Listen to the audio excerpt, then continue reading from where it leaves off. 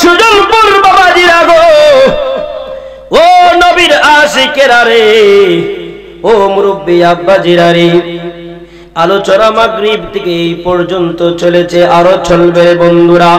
বন্ধুরে আমার, ও আমার সুজনপুরের আব্বাজিরা গো, আমার আল্লাহ পাক রব্বুল আলামিন, আল্লাহ পাক রব্বুল আলামিনের কুদরতি জবান মোবারক দিয়ে আমার আল্লাহ ডাক দিয়ে কই, দুনিয়ার মানুষ, ও দুনিয়ার মানুষ তোমরা শোনো, আমার নবীরে কই, বন্ধু আপনি আপনার উম্মতদেরকে আপনি জানিয়ে দেন, আমি আল্লাহ হলাম এক, আমি আল্লাহ হলাম এক, আমি আল্লাহ হলাম এক। সকলে জবান করে বলেন না আল্লাহু আকবার। বন্ধুরে আমার, আমার আল্লাহর কুদরতি জবান মোবারক দিয়ে আল্লাহ এই জায়গার মধ্যে প্রমাণ করলো।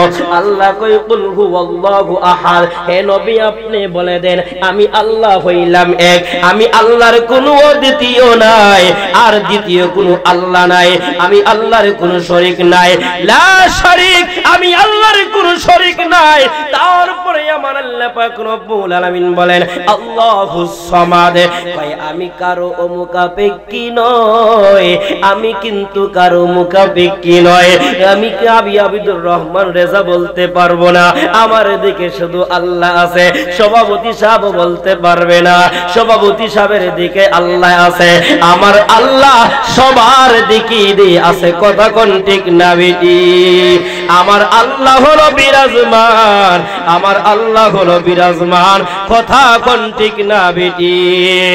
এ বন্ধুরে, বন্ধুরে বলতে পারেন হুজুর এই সূরা ইখলাসের তাফসীর দিয়ে কি বুঝাতে চান? আপনি আমাদেরকে কি বুঝাতে চান?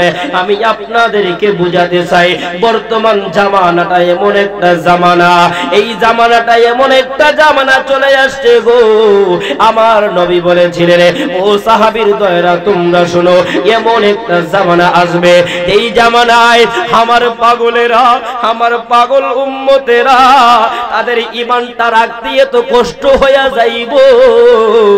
ইয়া রাসূলুল্লাহ, ইয়া হাবিবাল্লাহ নবী গো, কি কষ্ট হয়ে যাইব, কেমন ভাবে কষ্ট হইব?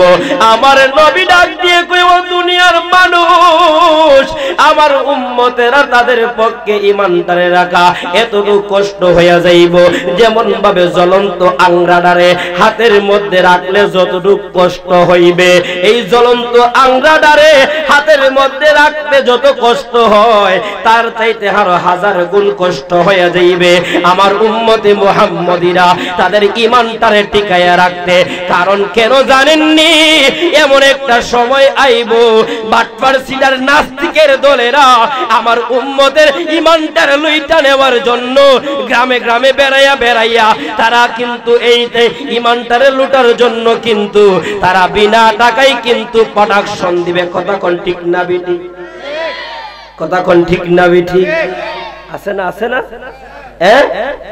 এই 1400 বছর আগে আপনার যেইগুলো আমরা শুনি নাই, এই বর্তমান জামানা আইসা কিছু কিছু কাযযাবদের কথা আমরা শুনতেছি, যেইগুলা কিন্তু দেখা যায় গত কয়েকদিন আগে আমরা এক কাযযাবে বলেছেন সামি আল্লাহু লিমান হামিদা। এই হুলিমান শব্দটা কোথায় থেকে আসলো শুনেন না আপনারা? এই কথাটা বলে আজ পর্যন্ত কোন আলেম উলামা, কওমি বলেন আলিয়া বলেন, কেউ কিন্তু এই ধরনের কথা বলার সাহস পায় নাই। এই কাযযাবে এই কথা বলার পর সমস্ত মানুষের ভিতরে একটা কিন্তু আতঙ্কিত সৃষ্টি হয়ে গেছে। কিন্তু এখন মানুষ যখন আল্লাহু আকবার বইলা যখন রুকুর মধ্যে যায়, রুকু থেকে যখন সামি আল্লাহু লিমান বলে, এই কথাটা বলার পর কিন্তু ওই কাযযাবের কথা স্মরণ হয়ে যায়। দেখেন সে কত বড় কাযযাব, আবার কয় আমি নিজে একটা বানাইছি। নাউজুবিল্লাহ। যে নামাজ শিক্ষা দিয়েছেন আমার নবী, কথা কোন ঠিক না বেটা? আবার নবী নামাজ শিক্ষা দিয়েছেন, এই নামাজের মধ্যে এই আল্লাহু আকবার সামি আল্লাহু লিমান শব্দের মধ্যে ভুল ধরার জন্য কাযযাবরা সৃষ্টি হয়ে গেছে। তাহলে আমার নবীর কথা সত্য না মিথ্যা? কথা কোন সত্য না মিথ্যা? এই কথা বলে মানুষের ভিতরে একটা ফেস ঢুকাইয়া দিয়েছে। আরেক কাযযাবে কয় বড় লোকরা কুরবানি দেওয়া লাগতো না। আরেক কাজদাবে কয় বাথরুমে গেল সালাম দেওয়া যাইব, ফরসাবে কানা বসলেও সালাম দেওয়া যাইব, নাউজুবিল্লাহ কইতেন না। তো ঈমান নষ্ট করার জন্য কাজজাবগুলো আসেনি, কথা কোন আসেনি। এখন হলো এক কাজজাব, দেখেন যুগে যুগে কিন্তু কাজজাব ছিল। ইমাম আজম আবু হানিফার নাম শুনছেন আপনারা? নাম শুনছেন? উনি কি সাধারণ আলিম ছিলেন? সাধারণ আলিম ছিলেন? আমি যে আলোচনা, আমি যে আয়াত তেলাওয়াত করি দেখবেন এই আয়াতের সাথে মিলে। ইমাম আজম আবু হানিফা উনি কিন্তু সাধারণ আলিম ছিলেন না, উনি একজন মাযহাবের ইমাম ছিলেন। শুধু ইমাম না, ইমামদের ইমাম, সুবহানাল্লাহ বলেন। গভীর মনোযোগ। সিরিয়ার জমিনে বাদশা সমস্ত ধর্মের মানুষদেরকে যখন সবাইকে কবর দিল, এই ঘটনাটা কিন্তু আল্লামা ইমাম ফখরুদ্দিন আর রাজি রহমাতুল্লাহি আলাইহি উনার একখানা কিতাব আছে, এই কিতাবের নাম হলো তাফসিরে কবির। এই তাফসিরে কবিরের মধ্যে সুন্দর করে কিন্তু ঘটনাটা উল্লেখ করে দিয়েছেন। এই আমার সুজনপুরের বাবাজিরা, ও আমার পর্দার অন্তরের মা বোনেরা গো, ইমাম আজম আবু হানিফার যুগে কিন্তু এক ব্যক্তি আপনার সিরিয়ার বাদশা কি করলো, সমস্ত তার দরবারের মধ্যে সমস্ত মানুষদেরকে দাওয়াত দিল, হিন্দুদেরকে দাওয়াত দিল, বৌদ্ধদেরকে দাওয়াত দিল, খ্রিস্টানদেরকে দাওয়াত দিল, নাসারাদেরকে দাওয়াত দিল, সমস্ত ধর্মের মানুষদেরকে কিন্তু দাওয়াত দিল। দাওয়াত দিয়ে আইনা এই বাদশার দরবারের মধ্যে ডাক দিয়ে কই, আমার দরবারে যারা আসছো গো, তোমরা একটা কথা শোনো, প্রতি বছরের নিয়তে আজও তোমরা কিন্তু সবাই এই জায়গার মধ্যে কিন্তু যার যার ধর্মের উপরে কেউ 10 মিনিট বক্তব্য দিবা, কেউ 20 মিনিট বক্তব্য দিবা, যার যার ধর্ম সম্পর্কে সবাই কিন্তু এই জায়গার মধ্যে বক্তব্য দিবা। হিন্দু থেকে একজন দাঁড়াইলো, বৌদ্ধ থেকে একজন দাঁড়াইলো, খ্রিস্টান থেকে একজন দাঁড়াইলো, নাসারা থেকে একজন দাঁড়াইলো। এইভাবে যখন সমস্ত ধর্ম থেকে যখন দাঁড়াইলো, এই দিক দিয়ে একটা ব্যক্তি গিয়া রাজ দরবারে গিয়া ডাক দিয়ে কয়, ও রাজ দরবারের প্রহরী, কয় কি বলেন তো? কয় আমি ভিতরের মধ্যে যাব। কয় না, তোমার ভিতরে ঢোকার কোনো অনুমতি নাই। কি নাই? ভিতরে ঢোকার অনুমতি নাই। কই কেন? কই বাদশা কিন্তু পার্সোনাল মিটিং এর মধ্যে আছে, সমস্ত ধর্মের মানুষদেরকে নিয়ে এটার ভিতরে আলোচনা চলতেছে, আপনাকে যাওয়ার কোনো সুযোগ দেওয়া হবে না। ডাক দিয়ে কই, তোমার বাদশা যেহেতু সমস্ত ধর্মের মানুষদেরকে ডাকছে, সমস্ত ধর্মের সব ধরনের মানুষদেরকে ডাকছে, কিন্তু আমি যে নাস্তিক, আমি নাস্তিক রে কেন কিন্তু আমারে দাওয়াত দিল না? আমি তো একটা ধর্ম অবলম্বন করি, আমি তো একটা জাত অবলম্বন করি। ওই সময় প্রহরী কই, কি বলতে চান বলেন? কই তুমি গিয়া তোমার বাদশারে বলো আমি একজন নাস্তিক আসছি, আমাকে কেন দাওয়াত দেই নাই, আমি ওটার ভিতরে ঢুকতে চাই। গিয়া ডাক দিয়ে কয়, আসসালামু আলাইকুম বাদশা সাহেব, ও রাজা সাহেব, একজন নাস্তিক আসছে আইসা বলতেছে উনাকে কেন আপনি দাওয়াত দেন নাই? সমস্ত ধর্মের মানুষদেরকে আপনি দাওয়াত দিলেন, কিন্তু এই নাস্তিককে কেন দাওয়াত দিলেন না? ওই নাস্তিক কিন্তু আপনার কাছে কৈফিয়ত চাওয়ার জন্য এসেছে, আপনার দরবারে চলে এসেছে, আসার অনুমতি দেওয়ার জন্য আমাকে আপনার কাছে পাঠিয়েছে। রাজা ডাক দিয়ে কয়ে, যাও যাও গিয়া নাস্তিক রে গিয়া বলো, যাও যাও গিয়া বলো আমার দরবারে আসার জন্য। এখন সব ধর্মের মানুষগুলা কিন্তু উপস্থিত। এখন রাজা ডাক দিয়ে কয়, যেহেতু তোমার প্রথম নাম্বার তোমার অভিযোগ, তোমারে দাওয়াত দেই নাই, একটা কাজ করো, তুমি আগে বক্তব্য রাখো। কি রাখো? কই যেহেতু সবাইরে দাওয়াত দিছি, তোমারে দাওয়াত দেই নাই, তাহলে তুমি আগে কিছু বক্তব্য রাখো। ওই নাস্তিক মাইকের মধ্যে দাঁড়ায়া কয়, ইয়া আইয়ুহাল মুসাল্লিয়ান, ও সমস্ত মানুষগুলা, সব ধর্মের মানুষগুলা, মুসলমান জাত হইল একটা মূর্খ। নাউজুবিল্লাহ বলে। কই মুসলমান একটা মূর্খ। নাউজুবিল্লাহ কইতেন না? কয় মুসলমান জাতের মধ্যে যে মানুষগুলা তারাও মূর্খ। নাউজুবিল্লাহ বলেন। বাদশা ডাক দিয়ে কয় সাবধান, কাকে তুমি মূর্খ বলতেছো? কাকে তুমি মূর্খ বলতেছো? আমি বাদশা তো মুসলমান। সুবহানাল্লাহ কইতেন না?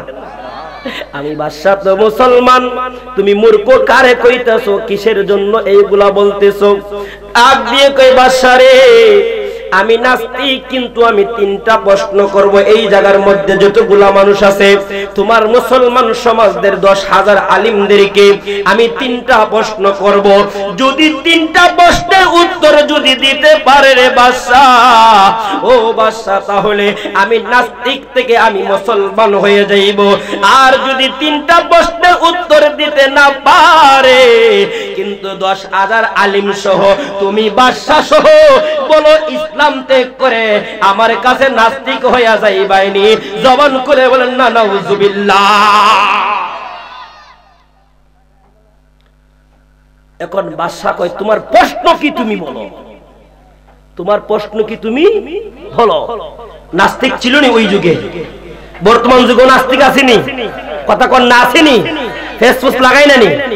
কথা কন না? আপনারা কি জানেন না? আপনারা যদি কোন জানেন না তো বুঝবো আপনার মনে হয় টিভি টেলিভিশন কিছুই দেখেন। বর্তমান জামানায় কিছু নাস্তিক আছে না, ইসলামের মধ্যে দ্বন্দ্ব লাগাই রাখছে, সুন্নিয়তের মধ্যে দ্বন্দ্ব লাগাই রাখছে। কথা কন না? আছে না? আছে না? বাদশা কই তোমার কথা কি তুমি বলো, তোমার প্রশ্ন কি তুমি বলো। কই এক নাম্বার প্রশ্ন হলো, মুসলমানরা যে আল্লাহকে আল্লাহ বলে, এই আল্লাহর আগে কে ছিল? এটার উত্তর দাও।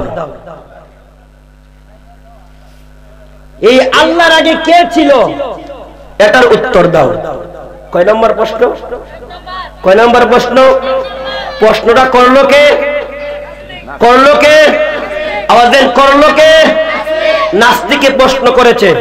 আর রাজ দরবারে 10,000 আলিমে ডাক দিয়ে বাদশাহ এমন ফালতু কথা বলার সাহস পায় কোথায় থেকে? নাস্তিকে ডাক দিয়ে কয় বাদশাহ তাদেরকে বলো তারা এটার উত্তর জানে না। 10,000 আলিম ডাক দিয়ে বলেন এটা ফালতু কথা, এই ধরনের কথা কোনোদিন হতে পারে না, এটা আমরা মানি না। বাদশাহ বললেন দাঁড়াও, তোমার দ্বিতীয় নম্বর প্রশ্ন কি? দ্বিতীয় নম্বর প্রশ্ন হলো আল্লাহ এখন কি করতেছেন? আল্লাহ এখন, মুসলমানরা যে আল্লাহকে আল্লাহ মানে, যে বলে আল্লাহ আছেন, আর মুসলমানরা যে নাস্তিক কিন্তু সে আল্লাহ মানে না। আল্লাহ না, আল্লাহ বলতে কিছু নাই। সে বলে মুসলমানরা যে আল্লাহ মানে, এই আল্লাহ এখন কি করতেছেন? আবার 10,000 আলিম বললেন এই ফালতু ফালতু ধরনের প্রশ্ন কোথায় থেকে নিয়ে আসলো? বাদশাহ তাকে রাজ দরবার থেকে বের করে দাও। বাদশাহ বললেন তোমার 3 নাম্বার প্রশ্ন কি বলো। 3 নাম্বার প্রশ্ন বললেন আল্লাহ এখন কোন দিকে আছে? ওই যে আমি বলি আল্লাহুস সামাদ, বলেন আল্লাহুস সামাদ। আল্লাহ কারো দিকে মুখাপেক্ষী, আল্লাহ কারো দিকে মুখাপেক্ষী নন, সবার দিক দিয়ে। কথা কোন ঠিক না বেটি? কেউ কি বলতে পারবেন আমার দিকে আছে? আপনি বলতে পারবেন আল্লাহ আল্লাহ আপনার দিকে আছে? হ্যাঁ, কারণ এটা শিরক হয়ে যাবে, কারণ আল্লাহ সবার দিকে আছে। কথা কোন ঠিক না বেটি? এখন এটা বোঝানোর জন্য তো দলিল লাগবে। কথা কোন দলিল লাগবে নি? বাদশা ডাক দিয়ে কই শোনো, নাস্তিক যেই 3টা প্রশ্ন করেছে 10,000 আলিম যারা এই সিরিয়ার জমিনে 10,000 আলিম যারা আছে রে, তোমরা একটু বলো এই 3টা প্রশ্নের উত্তর তোমরা জানো নি? 10,000 আলিম ওলামা ডাক দিয়ে কই বাদশা গো, এই 3টা প্রশ্নের উত্তর আমরা কিন্তু জানি না, এই কথা বলতে পারবো না। কারণ এই নাস্তিকে যেই প্রশ্ন করছে এইগুলা কিন্তু কখনো প্রশ্ন হতে পারে না। তারপরে নাস্তিক ডাক দিয়ে কই বাদশাহ দেখছনি তোমার যে 10,000 আলিম, তারা 10,000 আলিম ওলামা, তারা কিন্তু আমার প্রশ্নের উত্তর দিতে পারে না। লেইকা রাখো। বাদশাহ ডাক দিয়ে কয়, ওই সময় নাস্তিক ডাক দিয়ে কয়, বাদশা রে, আমি যে কইছিলাম মুসলমান একটা মূর্খ, মুসলমান জাত বলতে কোনো কিছুই নাই, প্রমাণ পাইছনি? বাদশা ডাক দিয়ে কয়, নাস্তিক সাবধান, এই কথা আর তুমি বইলো না। আমি বাদশাহ তো মুসলমান, আমি বাদশাহ তো মুসলমান রে নাস্তিক। তাহলে তুমি শুইনা নাও, আমার 3 দিনের সময় যাও। 10,000 আলিমে পার্সোনাতে কি হইছে, আমি আরো বিজ্ঞ আলিম উলামাদেরকে নিয়ে পরামর্শ করব। 3 দিনের সময় তুমি আমাকে দাও। 3 দিনের সময় যখন দেওয়া হলো, ওই বাদশাহ উজিরকে ডাক, বাদশার দরবারের উজিরকে ডাক দিয়ে কয়, হুজির, 10,000 আলিমে যেহেতু 3টা প্রশ্নের উত্তর দিতে পারলো না, এখন বলো আমরা কার কাছে যাব? যে কোনো একজন লোককে তুমি ম্যানেজ তাড়াতাড়ি করো। উজির ডাক দিয়ে কয়, বাদশাহ, আমার মনে বড় একটা জিনিস একজনকে দিয়ে আশা করতেছি। কই কে, কাকে দিয়া? কই এরা এই সিরিয়ার জমিনের মধ্যে একজন লোক কিন্তু আপনার আয়েশা কিন্তু রে বাদশাহ, একটা লোক টুপি মাথায় দিয়া জুব্বা পইরা কাপড় বিক্রি করে, আর এই সিরিয়ার বাজারের মধ্যে যতগুলা মাসলা মাসাইলের ফেস লাইগা যায়, এই মাসলা মাসাইলের ফেস ভাঙ্গা দেয়। এই যুবকটা, আমার মন বলতেছে এই যুবকটা 3টা প্রশ্নের উত্তর দিতে পারবে। জবানটা খুলে বলেন না আল্লাহু আকবার। বাদশা ডাক দিয়ে কই, শুনো ও উজির, শুনো, যেই এই প্রশ্নের উত্তর দিতে পারবে, যেহেতু তোমার মনের ধারণা এই যুবকটা দিতে পারবে, যাও আমি বাদশার দরবার থেকে ওই যুবকের দরবারে পালকি নিয়ে যাও, রাজ দরবার থেকে ভিআইপি ভাবে দাওয়াত কইরা ওই যুবকরে তুমি আমি বাদশার দরবার নিয়ে আসো। হুজুর যখন চলে গেল, গিয়া যুবকের দরজায় কারাঘাত করলো, গিয়া টুকনি দেয়, ঘরের মধ্যে কেউ আসুনি, দরজা খুলে না। কিন্তু উজির ডাক দিয়ে কই, এমনি মনে হয় দরজা খুলবে না। উজির বাহির থেকে কয়, আসসালামু আলাইকুম ওয়া রাহমাতুল্লাহ। এই কথা বলতে দেরি ওই যুবক দরজাটা খুললা দিল। উজির ডাক দিয়ে কয়, আমরা প্রথম যে টুকনি দিলাম, আপনি কেন দরজা খুললেন না? ডাক দিয়ে কয়, তোমরা কি মুসলমান না? তোমরা কি নবীর হাদিস পড়ো নাই? আসসালামু ইয়া আবলাল কালাম, মানুষের সাথে কথা বলার আগে মানুষকে সালাম দিতে হয়। কথা কন না, সালাম দিতে হয়নি। আর আপনি আমি এমন হইছি, কিন্তু বাড়িতে এসে কয়, ভাই বাড়িতে আসেননি। ওখান বাবি তো পর্দার ভিতর থেকে কয়, ভাই বাড়িতে নাই। কয়, ভাই যখন বাড়িতে নাই, বাবির একটু দীক্ষা যায়। কথা কন, আসেনি। এটা কি নবীর সুন্নতের ভিতরে পড়ে না বাহিরে পড়ে? কথা কন, ভিতরে পড়ে বাহিরে পড়ে?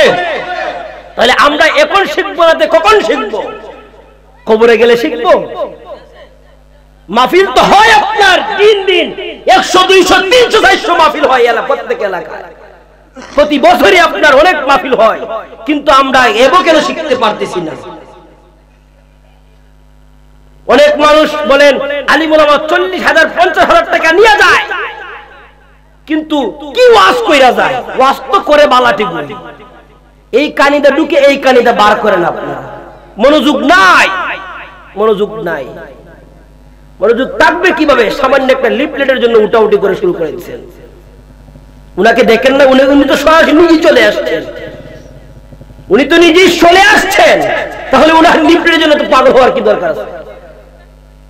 যে ব্যক্তিরা ছবিতে দেখবেন, ছবির লোক তো সামনে আসছে। কথা কোন আর কোনো অসুবিধা আছে? তো পাগল হওয়ার কি দরকার লাগছে? তাহলে আমরা এখন যেই কানে বাচ্চারা, আমরা যখন মুরব্বীদেরকে দেখবো, আমরা সালাম দিব আগে। কথা কর ঠিক না বেটি? হযরতে আলী রাদিয়াল্লাহু তাআলা আনহু ওনার হাদিস থেকে একটা হাদিস পেলাম। আবু বকর সিদ্দিক রাদিয়াল্লাহু তাআলা আনহু প্রতিদিন আলী রাদিয়াল্লাহু আনহু প্রতিদিন কিন্তু আবু বকরকে সালাম দেয়, প্রতিদিন সবার আগে দেখা হইলে আসসালামু আলাইকুম ওয়া রাহমাতুল্লাহি ওয়া বারাকাতুহু।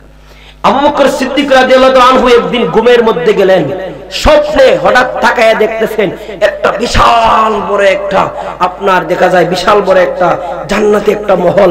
এই মহলের মধ্যে গিয়া দেখতেছেন এক জায়গার মধ্যে লেখা আলী, হযরত আলী রাদিয়াল্লাহু তাআলা আনহুর এই ঘরটা।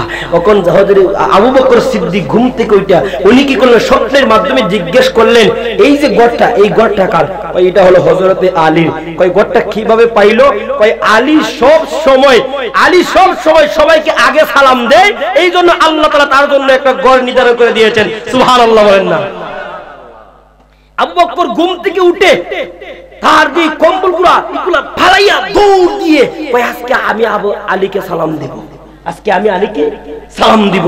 উনি গিয়া যখন আলী সালাম দেওয়ার আগে কয় আসসালামু আলাইকুম ওয়া রাহমাতুল্লাহি ওয়া বারাকাতুহু, সুবহানাল্লাহ বলেন।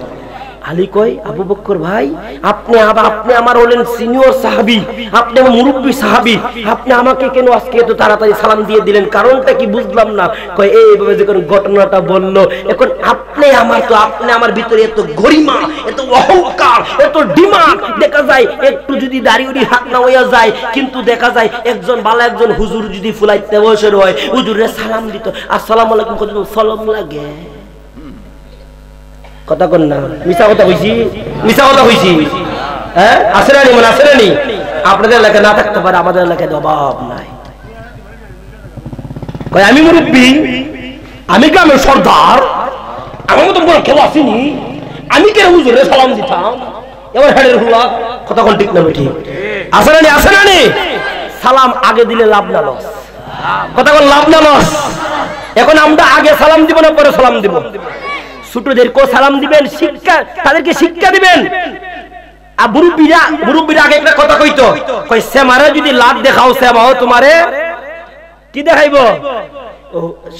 ছোট ছোট বাচ্চারা যদি আপনি যদি আদব শিক্ষা না দেন, আপনি স্নেহ না করেন, আপনার সম্মান দিব, কথা কোন সম্মান দিব? তে যদি আপনি যদি এরা সম্মানে আশায় যদি আপনি বয়াতা হন, তাহলে হইতো না। আপনি তো তাকে আগে স্নেহ করতে হবে। আপনি যখন একটা আপনার ছেলের বয়সী হুজুরকে যখন দেখলে যদি, অথবা ছেলের বয়সী একজন লোককে দেখলে যদি সে গণ্যমান্য আসসালামু আলাইকুম বাবা ভালো আছেন, সে পরের দিন আপনাকে দেখলে সে যেহেতু সালাম দিত না আপনাকে রাস্তায় পাইলে আগে সে কিন্তু আপনাকে সালাম দিব, কথা কোন ঠিক না বেটি? প্র্যাকটিক্যালি আগামীকাল আপনার চেষ্টা করবেন। তাহলে আমরা আগে সালাম দিয়ে রাজি আছি তো? সালাম দিব তো? কারো ঘরে গেলে তাই ডাক দিব না সালাম দিব? কথা কোন ডাক দিব না সালাম দিব? আওয়াজ দিয়ে কই না মনে হয় আপনারা অভ্যাস আর পাইন না। সালাম দিব তো? আলহামদুলিল্লাহ বলেন। এখন যুবক কয় আপনারা কি মুসলমান না? কয় হ্যাঁ। তা আপনি কি হাদিস জানেন আসসালামু ইয়া কাবলাল কালাম? কারোর সাথে কথা বলার আগে কারো ঘরের যদি কি করতে হয়, কারাগাত করে আগে সালাম দিতে হয়। যখন সালাম দিয়ে আসসালামু আলাইকুম বললেন, দরজা খুলে ফেললেন। ডাক দিয়ে কই আপনারা কে? ওই উজির ডাক দিয়ে কই আমরা সিরিয়ার থেকে এসেছি, সিরিয়ার বাদশার দরবারে উজির। যুবক ডাক দিয়ে কই হাই রে, গরিবের বাড়িতে হাতির বাড়া, গরিবের বাড়িতে হাতির পাড়া। হাই হাই আপনি কিভাবে আমার বাড়িতে আসলেন? কই রাজ দরবার থেকে আপনার জন্য পালকি পাঠানো হয়েছে, স্পেশাল দাওয়াত দেওয়ার জন্য আপনাকে। কই কি এমন কথা, কিসের জন্য? আমি অদম রে, আমি এই ছোট মোটো মানুষ রে দাওয়াত দেওয়ার জন্য রাজ দরবার থেকে তলব করেছে। আমার এই নিয়া কি তোমরা মাইরা উইরা লাইতে নেই বুদ্ধি করছো না? এটা তো হওয়ারই কথা, কথা কোন ঠিক না বেরি? হঠাৎ যদি আপনাদেরকে এমপি সাহেবকে যদি হাদিস পাগলাকে যদি বলে, হাদিস পাগলা আগামী কালকে তুমি 10টার ভিতরে যেমনি হোক তুমি আসতে হবে, হাদিস পাগলা কইব না জানি আমার বিরুদ্ধে কেউ মনে কোনো বিচার আচার দিছে, মনে হয় কোনো সমস্যা আমার বিরুদ্ধে কোনো ধরনের বড় ধরনের সমস্যা আছে, ডরাইতে যাইব, কথা কোন ঠিক না বেটি? স্বাভাবিক বুঝার জন্য বললাম। ওই যুবক ডাক দিয়ে কই কেন? কই রাজ দরবার থেকে পাঠিয়েছে আপনাকে একটা সমস্যার সমাধান করার জন্য। কই কি সমস্যা সমাধান করার জন্য? কই একটা নাস্তিক আমাদের দরবারের মধ্যে, কিন্তু প্রতি বছরের নীতি এই বছরে সব ধরনের মানুষদেরকে দাওয়াত করা হলো। সবার বক্তব্য সবাই বক্তব্য দেওয়ার জন্য, সবার বক্তব্য সবাই শোনার জন্য, প্রত্যেক ধর্ম থেকে 10 মিনিট করে বক্তব্য শোনার জন্য। এই বছর দাওয়াত দেওয়ার সাথে সাথে হঠাৎ করে একটা নাস্তিক আসলো, আইসা 3টা প্রশ্ন করলো। এই 3টা প্রশ্নের উত্তর সিরিয়ার জমিনে 10,000 আলিম উলামাও এটার উত্তর দিতে পারে নাই। জবানটা খুলে বলেন না সুবহানাল্লাহ। কয় হাজার আলিমে? যুবক ডাক দিয়ে কই হাই হাই, 10,000 আলিমে এটার উত্তর দিতে পারছে না, না জানি কত বড় কঠিন প্রশ্ন। কই তাহলে দেখি প্রশ্নটা আমাকে একটু বলো। ওই 1 নাম্বার প্রশ্ন হলো, আমি সংক্ষিপ্ত করে নিতেছি কিন্তু সময় কিন্তু অল্প আমার। 1 নাম্বার প্রশ্ন হলো, এই যুবক এই নাস্তিক প্রশ্ন করেছে, মুসলমানরা যে আল্লাহ মানো, এই আল্লাহর আগে কে ছিল এটার উত্তর দাও। এই যুবক মুস্কি হাসি দিয়া কয় এটা তো অনেক সহজ প্রশ্ন। উজির কয় কি কোন আপনি কি কোন বুঝা কইতাছেন নি? কয় হ্যাঁ আমি বুঝে বলতেছি। কয় তাহলে আপনি কি বলছেন? ওই নাস্তিকে কইছে না যে আমাদের আল্লাহ, যে আমরা যে আল্লাহকে আল্লাহ বলি, এই আল্লাহর আগে কে আছে ওইটা? কয় হ্যাঁ এটা। কয় হ্যাঁ এটার প্রশ্নের উত্তর আমি জানি। কয় হ্যাঁ আপনি জানেন, তাহলে আপনারও কি দরকার? সুবহানাল্লাহ কইনা, যেহেতু আপনি জানেন আপনারই দরকার। কয় 2 নাম্বার প্রশ্ন কি দিকি বলো, তারপরে আমি যাব দিকি এইটার উত্তর নিয়ে আমি জানি। কয় 2 নাম্বার প্রশ্ন হলো তোমার আল্লাহ এখন কি করতেছে? কয় এটাও আমি জানি। কয় হ্যাঁ এটাও আপনি জানেন? কয় হ্যাঁ এটাও আমি জানি। কই তাহলে আপনারই দরকার, আপনি ফালকিতে উঠেন। কই দাঁড়াও, 3 নাম্বার প্রশ্নের উত্তর যদি আপনি জানেন তাহলে আপনারে এই পালকিতে উঠে নিয়ে যাইব। এই কথা যখন বললো, কই 3 নাম্বার প্রশ্নটা কি বলো? কই 3 নাম্বার প্রশ্ন হইল তোমার আল্লাহ কার দিকে আছে? তোমার আল্লাহ এখন কোন দিকে আছে? সুবহানাল্লাহ কইনা। যখন এই 3টা প্রশ্ন ইমাম আজম আবু হানিফা, উনার নাম কিন্তু আবু হানিফা নাম, উনার নাম হইল আবু নুমান, কিন্তু উনার নাম আবু হানিফা কেমনে হইল? উনার একটা মেয়ে আছে, এই মেয়ের নাম হইল আবু হানিফা।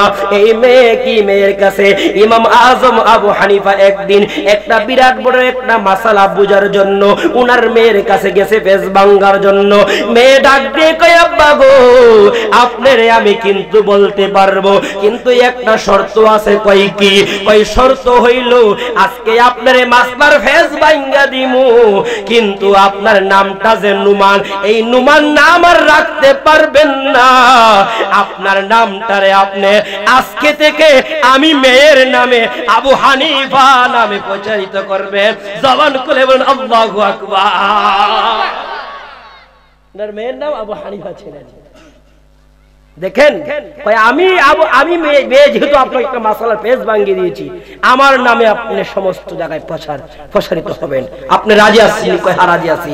এই জন্য উনার নাম হলো ইমাম আজম আবু হানিফা। আজম অর্থ বড়, আজম অর্থ উত্তম, সবচেয়ে বড়। উনি ইমামদের ইমাম, ইমামদের ইমাম। গভীর মনোযোগ। এই যুবক ডাক দিয়ে কই শোনো, 3টা প্রশ্নের উত্তরে আমি জানি। কই তাহলে পালকি লামা? কই দাঁড়া, শর্ত আছে। কই কি শর্ত? কই পালকি লামাইমু 1 নাম্বার শর্ত হইল আমি যেই জায়গায় যাব ওই জায়গায় তোমার বাসারে তুমি জানাইয়া দাও, এই সিরিয়ার জমিনে যাতে কোনো আলিম উলামা, কোনো ধর্মের মানুষ যাতে কেউ যাতে বাড়িতে না থাকতে পারে, সমস্ত মানুষ যেন আইসা যেন এই জায়গার মধ্যে সিরিয়ার রাজ দরবার যেন উপস্থিত হয়ে যায়। কই সমস্যা নাই, বলবো উঠো এখন পালকিতে। কই দাঁড়া, 2 নাম্বার শর্ত কয় কি শর্ত? কয় আমি যে সিরিয়ার জমিনে যাব আমার ঘরে একটা মা আছে, ওই মাটার আগে জিজ্ঞেস করে আসি, যদি অনুমতি ভাই তাহলে যাইব, না হইলে আমি যাইতাম না। জবান খুলে বলেন আল্লাহু আকবার। মায়ের একদার দুধের দাম কাটিয়া গায়ের ছাম, বাপুজ বানাইলে রে সুদ হবে না আমার মা, মা গো। আল্লাহু আকবার বলেন। মায়ের ঋণ শোধ করা যাবে? এই ইমাম আজম আবু হানিফা গিয়া মায়ের দরবারে গিয়া মায়ের কদমের আপনামি এখন তোকে কয়, আম্মা ও আম্মা কই তুমি? আমি যাইতাম গাল হই গেছু গা।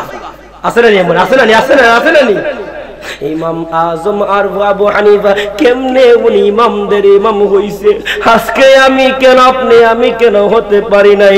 ইমাম আজম আবু হানিফা কেমনে ইমামদের ইমাম হইছে, উনার জীবনই যদি বলে কিন্তু অনেক সময় লাগবে।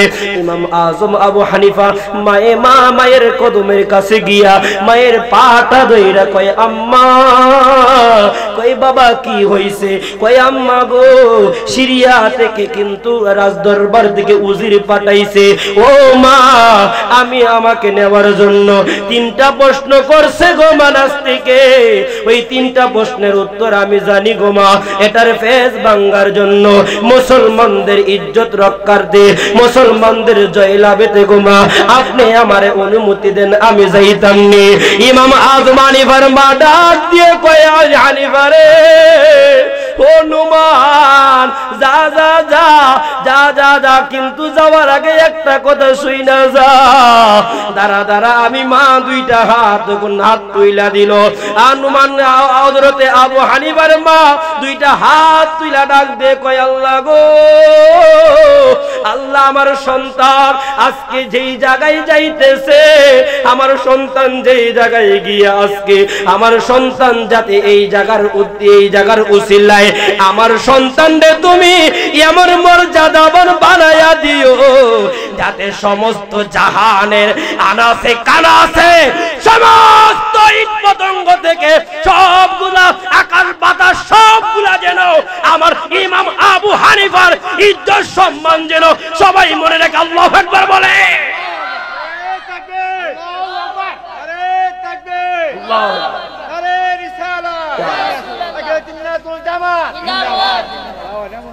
কিতাবের নাম কি? তাফসিরে কবির। কে লিখেছেন? আল্লামা ইমাম ফখরুদ্দিন আর রাজি রাহমাতুল্লাহ আলাইহি। সুবহানাল্লাহ বলেন। অনেক বড় আল্লাহর ওলি ছিলেন, অনেক বড় আল্লাহর ওলি ছিলেন। উনি মা যখন দোয়া করলেন উনি বললেন, কই উজির তোর কহল বালা রে। কই কেমনে? কই আমার মা অনুমতি দিছে। কে দোয়া করছে? আর অনুমতিটা দিছে কে? আপনি। আমি এখন ঘর থেকে বাহির হইলে মার কাছে অনুমতি নেই। আমার তো বইয়ের বিষয় মা বেটি বুড়ো হয়েছে বেজিঙ্গে লাভ আছে, কদিন করে মরি জীবগা বেজিঙ্গে লাভ আছে। মায়ের চেতে আপন কেউ আছে? বলেন কেউ আছে? আমি ডানে বামে গেলাম না। ইমাম আজম আবু হানিফা যখন উনি বললেন ঠিক আছে আমাকে নিয়ে চলো, উনি যখন রাজ দরবারে চলে গেলেন, রাজ দরবারে গিয়া উজিরের দরবারে কিন্তু গিয়া দেখতেছে এই যে নাস্তিক সহ। আর বলেছেন আরেকটা শর্ত আছে। কই কি? কই শর্ত হলো কিন্তু এই জায়গার মধ্যে একটা চেয়ার রাখবা। কয়টা চেয়ার? কয়টা চেয়ার? একটা চেয়ার আর একটা মোমবাতি, একটা গ্যাস লাইট অথবা মেস। মেস চিনেননি? চিনেননি আপনারা? মেস অথবা গ্যাস লাইট অথবা একটা মোমবাতি রাখবা।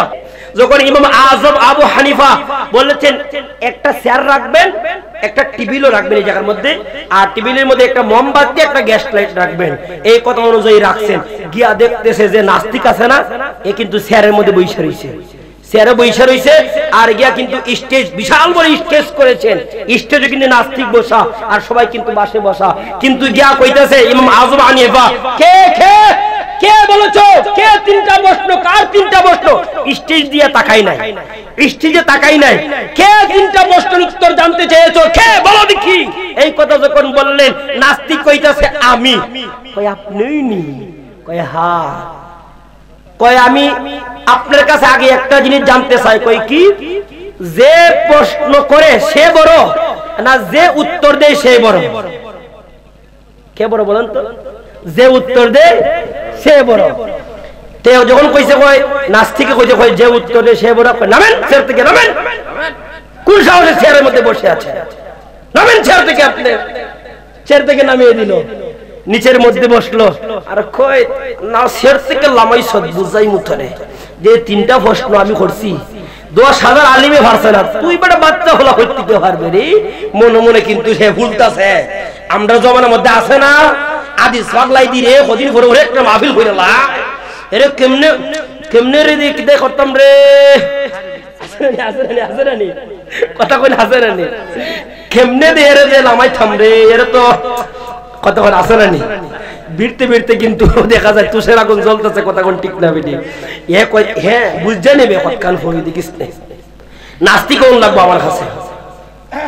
ডাক দিয়ে কই বাদশাহ, ও বাদশাহ, ডাক দিয়ে কই নাস্তিক রে বলেন বাদশাহ শুরু করা যায়নি? কয় হ্যাঁ শুরু করেন। নাস্তিক রে ডাক দিয়ে কই নাস্তিক তোমার 1 নাম্বার প্রশ্ন কি তুমি বলো? ডাক দিয়ে কই আমার 1 নাম্বার প্রশ্ন হইল আমার আল্লাহ পাক রব্বুল আলামিন যে তোমরা মানো, তোমরা মুসলমানরা যে আল্লাহ মানো, এই আল্লাহর আগে কে ছিল তুমি একটু বলো। ইমাম আযম আবু হানিফা উনারে তো আল্লাহ জ্ঞানের ভান্ডার দান করছে গো। ইমাম আযম আবু হানিফা ডাক দিয়ে কই নাস্তিক তাহলে তুমি একটা কাজ করো, গড় 1 থেকে তুমি গণা শুরু করো। কই 1 2 3 4 5 6 7 8 9 10 তাম। কই এখন তুমি 10 থেকে গণো। কই 10 9 8 7 6 5 4 3 2 1। কই গণো, কার তো যায় না। কই গণো, কার তো যায় না। আরে গণো, কই আর তো যায় না। কই কেন? কই তুমি 10 থেকে গণে আসলাই, এখন গণন না কেন? কই আর তো যায় না। কই যাবি কি? কই আর তো নাই। কই তো দ্রুফতি মুনি আমার আল্লাহর আগে কেউ আজ দেখি আল্লাহু আকবার বলবেন না? কই কথাটা তো ঠিক হই। হ্যাঁ এখন তো কই আমারে তো ভেসো ফালাই দিছে। কই আমারে তো ভেসো ফালাই দিছে। আমার আপনি গনায় বুঝি আমারে ভেসো ফালাইলো। আমি গন্তাম না ভেসো ভরতাম না। আচ্ছা অপরাধটা বুঝে নি ভাই। কই দ্বিতীয় নম্বর প্রশ্ন কি? কই তোমার আল্লাহ এখন কি করতেছে? কই তোমার আল্লাহ এখন কি করতেছে? কই আমার আল্লাহ এখন কি করে তুমি জানতে চাও? আমার আল্লাহ কিছুক্ষণ আগে তোমার চেয়ার তাইকা মাটিতে বসাইছে, আমার চেয়ারের মধ্যে বসাইছে। জবান খুলে বলেন আল্লাহু আকবার। এখন সমস্ত মুসলমানরা কয় জিতিল রে জিতিল। মুসলমানরা জিতিল। কই জিতিল রে জিতিল। আওয়াজ না জিতিল রে জিতিল। কেরা জিতিল? কই দাঁড়া 3 নম্বর প্রশ্ন তো রয়ে গেছে। এখন কই 3 নম্বর প্রশ্ন কি বলো? কই 3 নম্বর প্রশ্ন হইল তোমার আল্লাহ এখন কোন দিকে আছে? ইমাম আযম আবু হানিফা ডাক দিয়ে কই এই যে একটা মোমবাতি দেখা যায়, এই মোমবাতিটা তুমি হাতের মধ্যে নাও। এই মোমবাতিটা হাতের মধ্যে নিয়া এই যে গ্যাস লাইট দেখা যায় এটা দিয়া তুমি আগুন ধরা। কই না। কই কেরে? কই আগে আমার আপনি গনাই আমারে বিপদে হলাইছে, কোন আমি নিতে পারতাম না। আযম আবু হানিফা বাদশা 10 টাকা রে। বাদশা যখন দিছে দাম কি? হাতের মধ্যে মোমবাতি নিল, নিয়া গ্যাস লাইট দিয়া জ্বালাইলো। মোমবাতি থাকলে সুন্দর করে দেখাইতে পারলাম না, প্র্যাকটিক্যালি বুঝাই গেলাম না। সুন্দর কইরা জ্বালাইলো। জ্বালায়া ডাক দিয়ে কই জ্বালাইলাম। কই টেবিলের মধ্যে রাখো। টেবিলের মধ্যে যখন রাখলো, রাখার পর ডাক দিয়ে কই বাদশা গো এই যে আপনার কনফারেন্সের রুমটাই আছে, এই রুমের সমস্ত বাতিগুলা বন্ধ কইরা ফেলার। সমস্ত বাতিগুলা যখন বন্ধ করলো, আজম আবু হানিফা ডাক দিয়ে কয়, তোমার প্রশ্ন কে আছিল? কয়, আমার প্রশ্ন আছিল তোমার আল্লাহ এখন কোন দিকে আছে তুমি বলো। আজম আবু হানিফা ডাক দিয়ে কয়, পাগল, এই যে মোমবাতিটা জ্বলতেছে, এই মোমবাতির আলোটা কোন দিকে আছে? কোন দিক দিয়ে বেশ কম আসেনি? কয় না, সব দিক দিয়ে সমান আলো দিতেছে, সব দিক দিয়া দিতেছে। আমার ইমাম আজম আবু হানিফা কয়, পাগলা রে, আমার আল্লাহ সমস্ত জাহানের জন্য বিরাজমান, সবার দিকে দা আমার আল্লাহ আছে। আল্লাহু আকবার, আরে তাকবীর, আল্লাহু আকবার, আরে রিসালাত, ইয়া রাসূলুল্লাহ, সুন্নাতুল জামাত, জিন্দাবাদ জিন্দাবাদ। তিনটার প্রশ্ন উত্তর দিছিল। এবার মুসলমানরা কয়, জিতিল রে জিতিল, জিতিল রে জিতিল।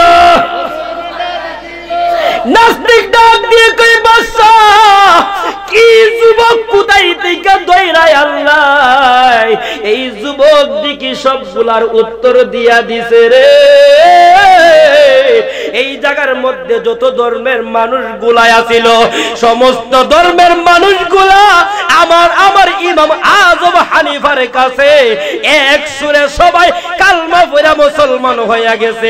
লা ইলাহা ইল্লাল্লাহু মুহাম্মাদুর রাসূলুল্লাহ সাল্লাল্লাহু তাআলা আলাইহি ওয়াসাল্লাম।